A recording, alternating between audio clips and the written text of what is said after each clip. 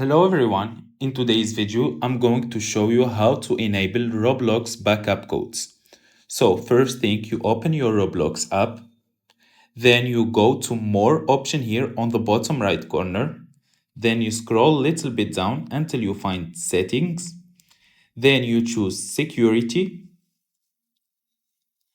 and then as you can see there is three options here, which is email or authenticator app or hardware security keys.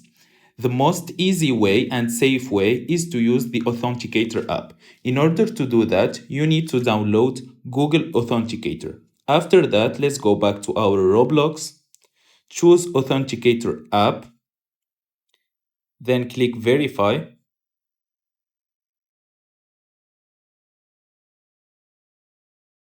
Then we will have this code here.